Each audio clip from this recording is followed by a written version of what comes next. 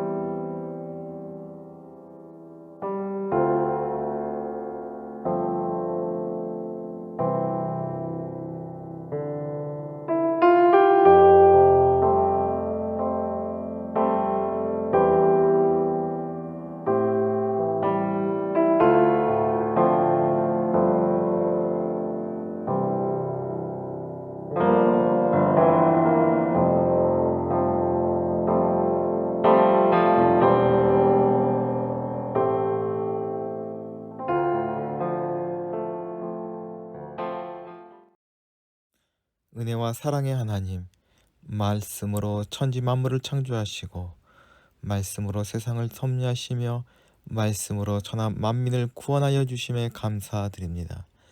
말씀을 통해 주님을 영접하게 하시고 말씀을 통해 개혁과 변화와 혁신의 역사를 구현하신 하나님의 극진하신 사랑과 무한하신 은혜에 감사와 찬송과 영광을 올리며 예배합니다.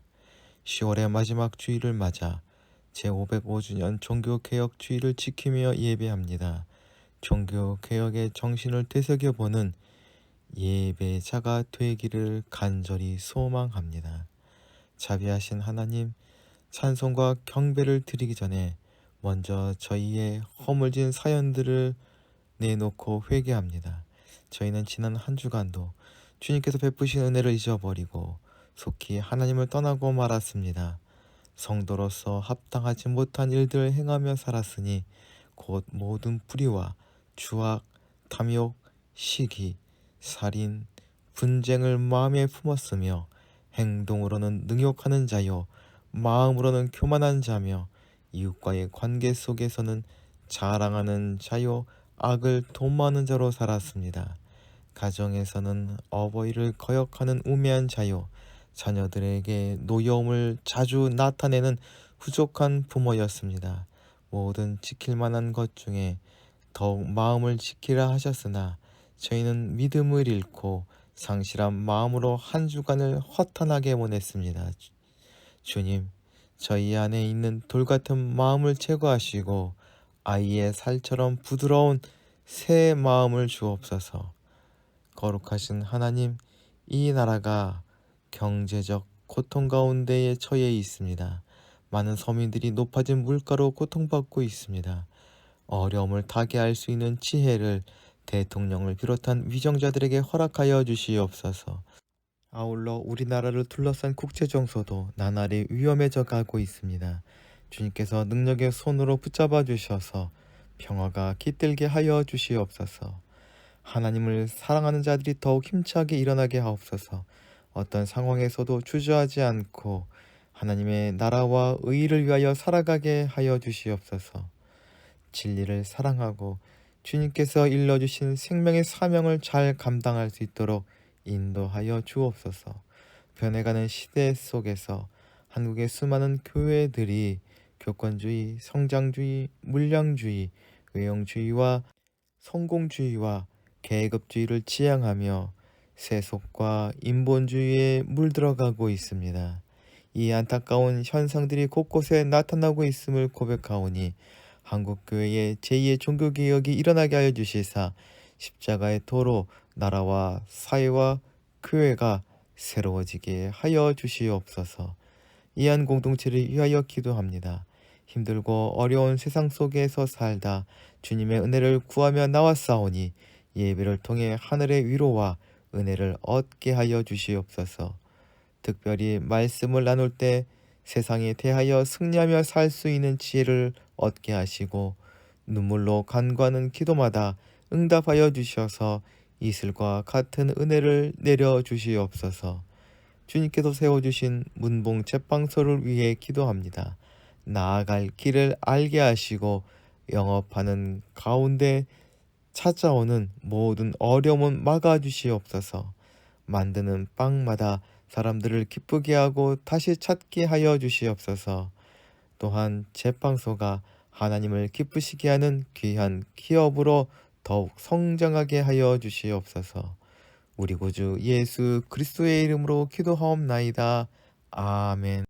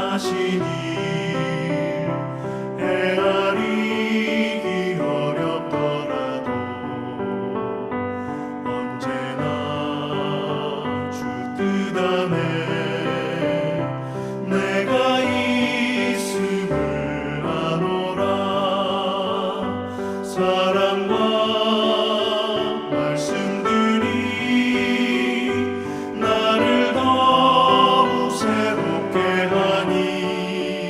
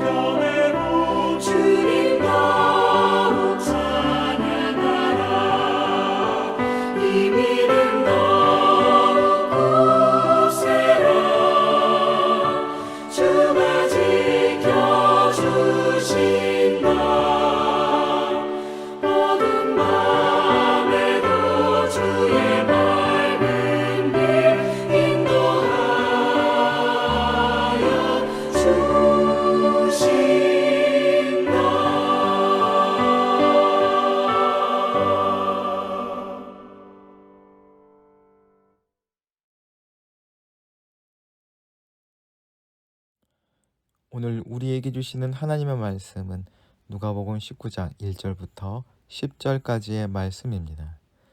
예수께서 여리고로 들어가서 그곳을 지나가고 계셨다. 그런데 마침 삭개오라고 하는 사람이 거기에 있었는데 그는 세리장이고 부자였다. 삭개오는 예수가 어떤 사람인지를 보려고 애썼으나 무리에게 가려서 예수를 볼 수 없었다.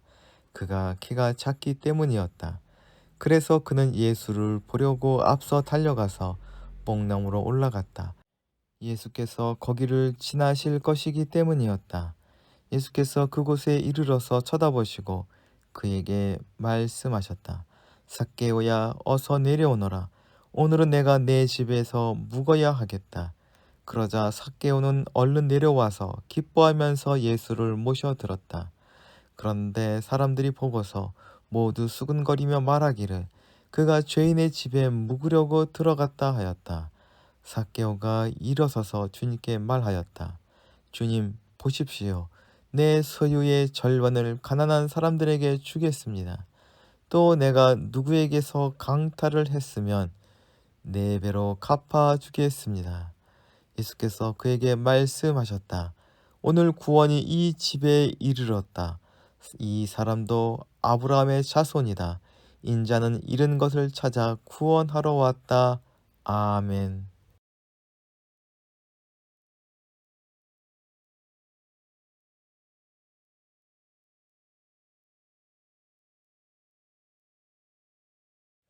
오늘은 505주년 종교개혁 기념주일입니다.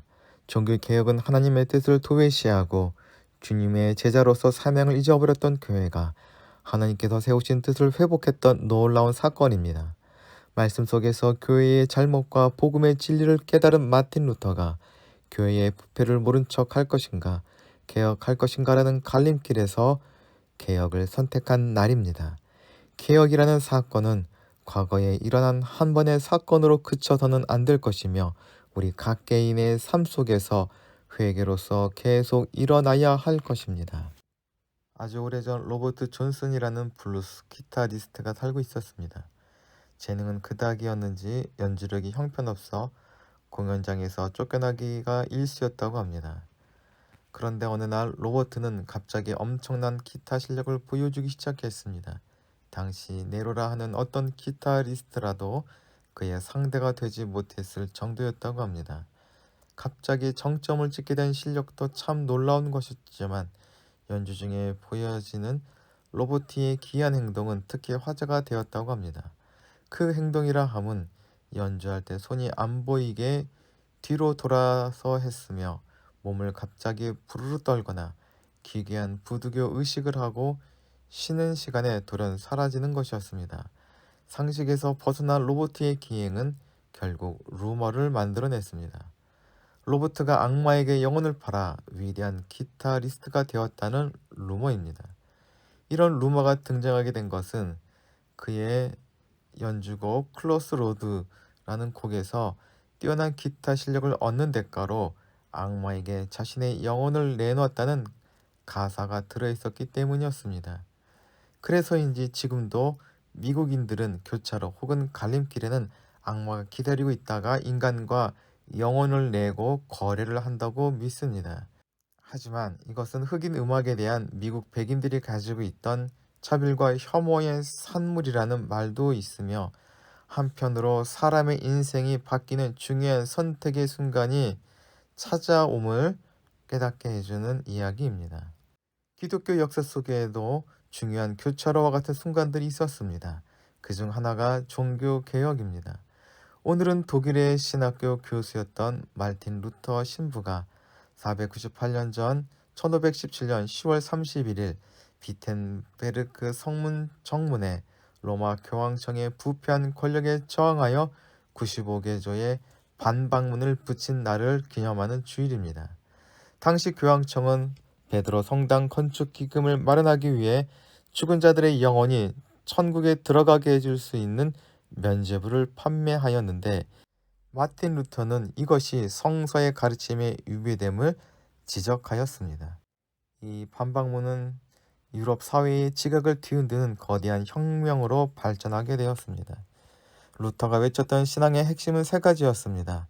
오직 성경으로만, 오직 은혜로, 그리고 오직 믿음으로만 구원을 얻는다는 것입니다. 교회를 새롭게 한 이 종교 개혁은 신앙인 개인의 삶 속에서도 계속 나타나야 합니다.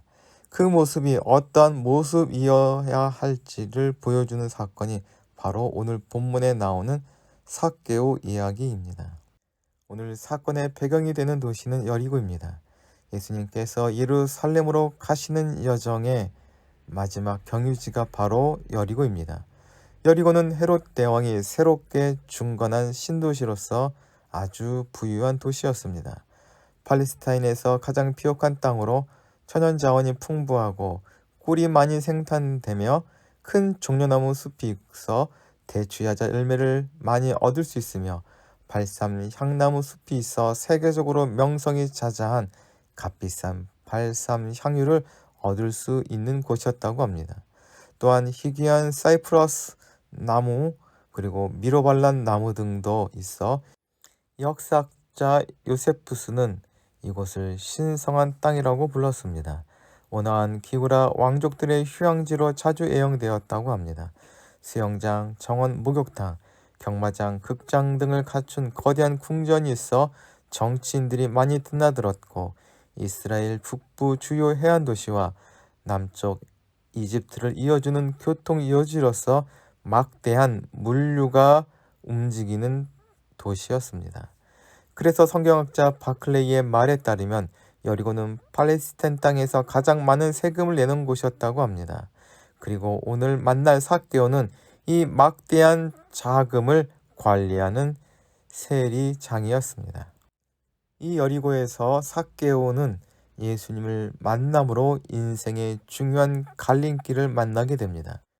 예수님을 만나기 전까지 걸어왔던 인생길을 오늘 본문을 바탕으로 한번 유추해 봅시다. 삭개오라는 이름은 순수한 사람이라는 뜻을 가지고 있었습니다. 그러나 아무도 로마편에 서서 동족을 착취했던 세리장을 삭개오라는 이름으로 불러주지는 않았을 것 같습니다.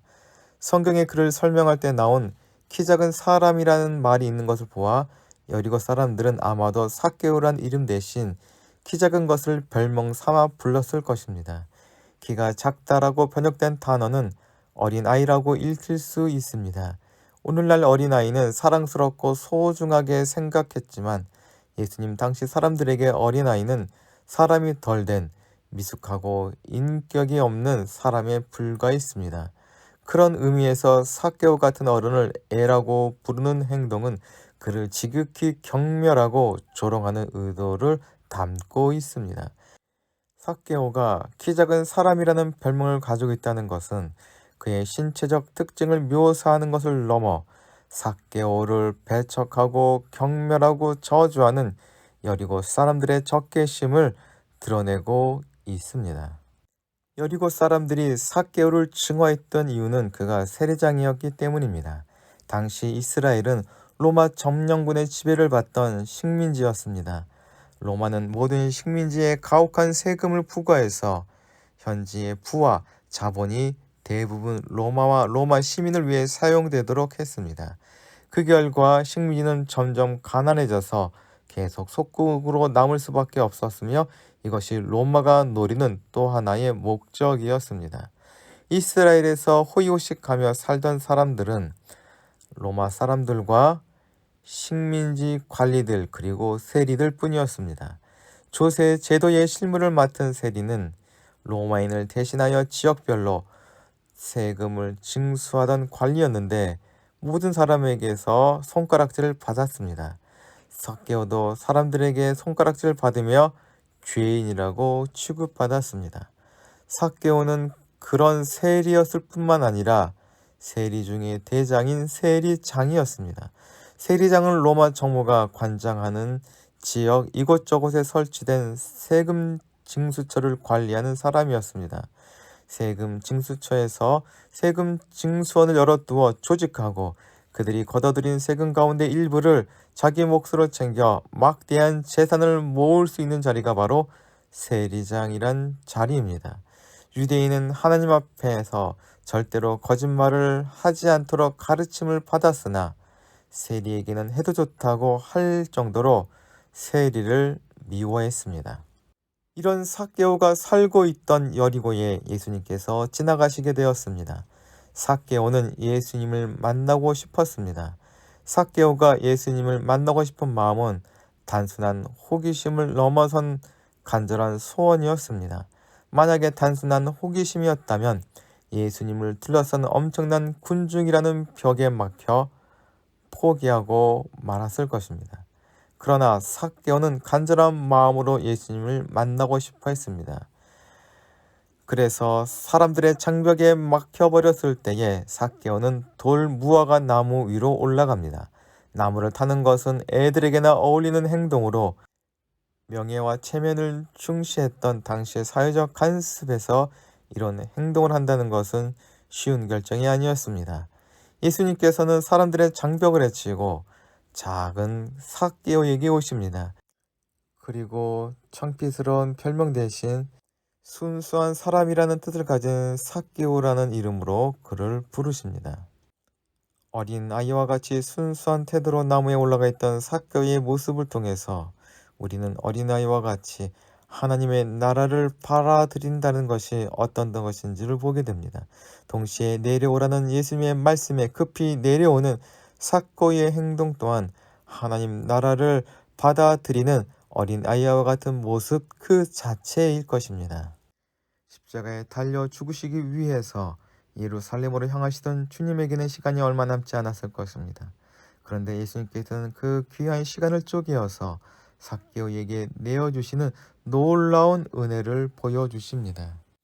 예수님께서 삭개오의 집으로 가시겠다고 하신 것입니다. 여기서 삭개오가 예수님을 부르고 그의 집으로 초대한 것이 아니라 예수님께서 삭개오를 부르셨다는 점이 중요합니다. 대부분 예수님께서는 자신을 찾아온 사람이 원하는 것이 무엇인지 물으십니다. 그러나 이번에는 그가 무엇을 원하는지 묻지 않고 먼저 찾아오셔서 그에게 말씀하십니다. 예수님께서 삭개오에게 바라시는 것은 죄에 대한 고백이나 회심 같은 것이 아닙니다. 함께한 무리들의 반대와 야유 그리고 실망을 무릅쓰고 삭개오의 집에서 잔치를 여시고자 하신 것입니다. 예수님이 자신의 집에 오심으로 삭개오는 놀라운 인생의 교차로 혹은 갈림길에 서게 되었고 그는 지금까지의 자기가 살아온 길이 아닌 예수님께서 가시는 길을 함께 걷게 됩니다. 그는 재산의 절반을 가난한 사람들에게 주고 자신이 빼앗은 것을 4배씩으로 갚겠다 합니다. 이는 율법이 정한 규정 이상으로 이대로 실행한다면 삭개오는 빈털터리가 되고 말 것입니다. 이는 예수께서 삭개오에게 요구하신 조건이나 명령이 아닙니다. 예수님을 자신의 집에 모신다는 기쁨 하나로 삭개오는 온갖 비난을 견디며 악착같이 모아온 재물 전체를 처분하는 결단을 합니다.